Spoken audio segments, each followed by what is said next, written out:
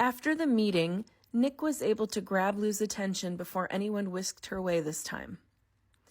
So we were discussing holidays the last meeting we attended. Do you remember?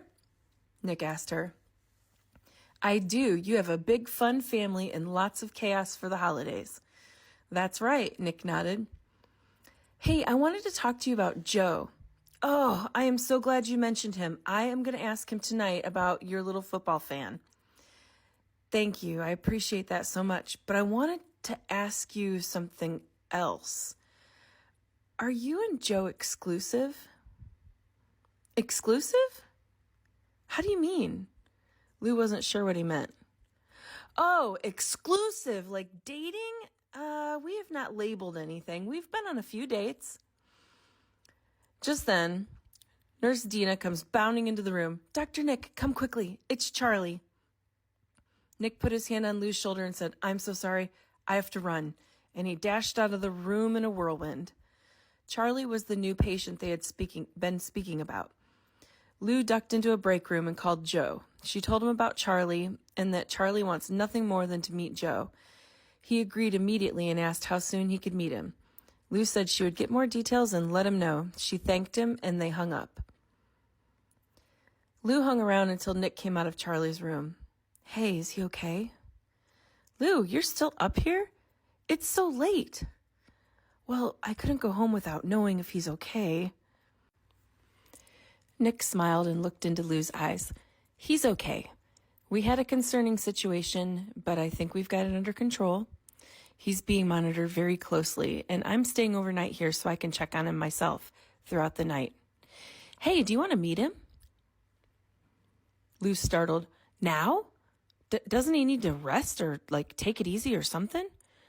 Actually, I think meeting you would be a welcome distraction for him, especially if you'll agree to read him a book. He asks every single person who comes into his room. Lou agreed and went with Nick to meet Charlie. Lou followed Nick into Charlie's room. Hey, bud, I brought someone to meet you. I call her my Christmas angel. Her name is Lou. Lou stepped out from behind Nick and waved to Charlie. He wiggled up into a sitting position and patted his bed. Nick nodded, and Lou went to sit next to Charlie. Hi, Charlie. Nice to meet you. I hear you like having stories read to you. Did you know that reading is my favorite thing to do? What's your favorite book? Charlie thought for a minute, and then he said, Rudolph. Nick handed the very worn Rudolph book to Lou. Nick left to check on his other patients, and Lou read Rudolph to Charlie. Halfway through, Charlie's mom came back. She smiled at Lou and sat down in a chair across the room. Charlie fell asleep before Lou finished.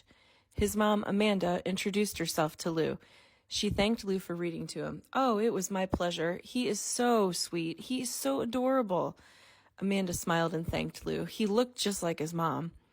They both had blonde curly hair, big blue eyes, and dimples in both cheeks.